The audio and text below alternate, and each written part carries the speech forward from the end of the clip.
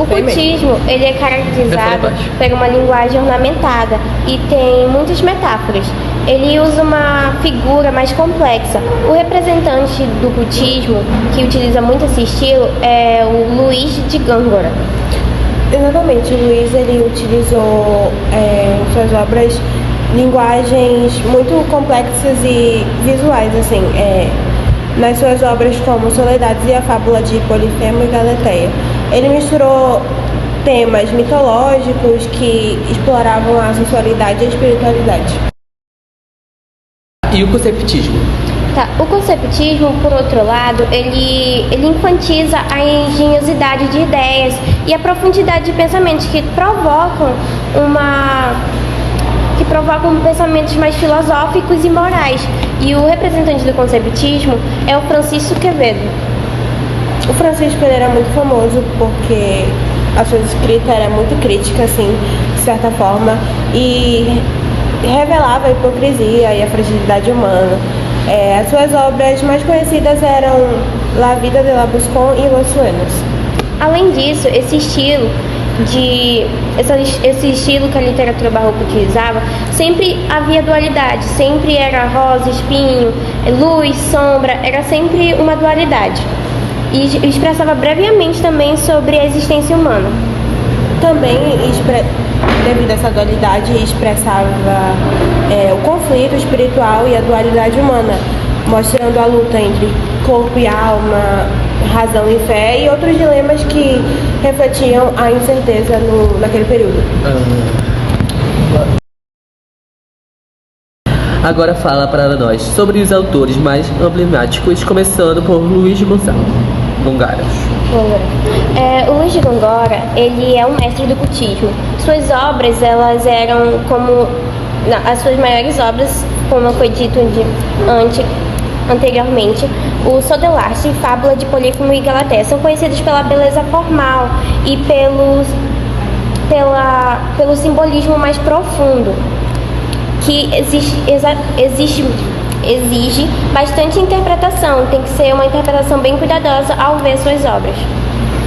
Outro nome também que foi muito importante e citado anteriormente foi o Francisco de Quevedo, que também era espanhol como Luís, e as suas obras como La Vida de la Buscón e Los Sueños traziam uma visão mais satírica e crítica do materialismo e da falsidade social.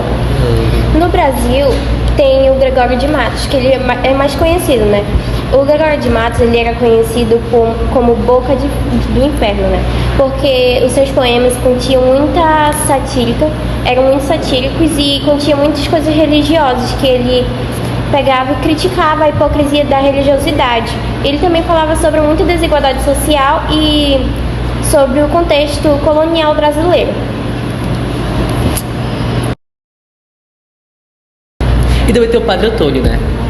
Sim, o Padre Antônio de Vieira, um dos nomes mais importantes da literatura do barroco.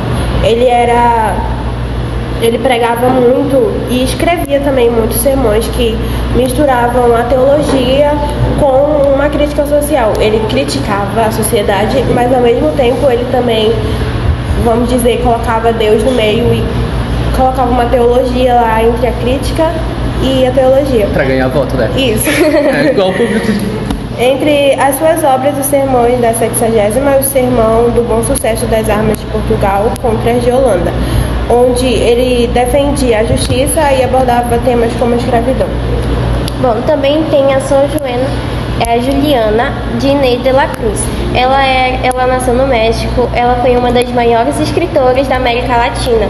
Ela teve as obras mais famosas dela, como Repuesta de Sofloteia. Ela abordava a desigualdade de gênero.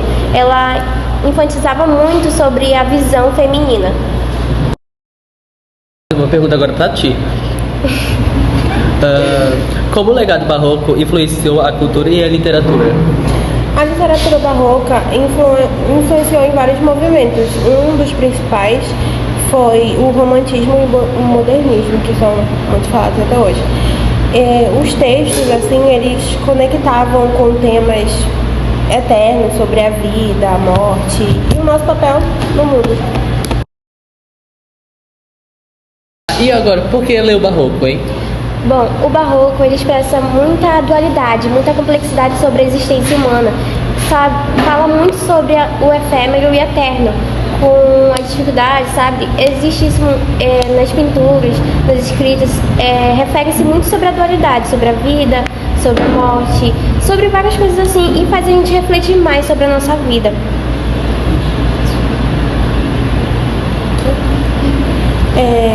Essa mistura também resultou em uma estética barroca latino-americana, que também definiu muito a arte, a literatura e define a nossa região até hoje.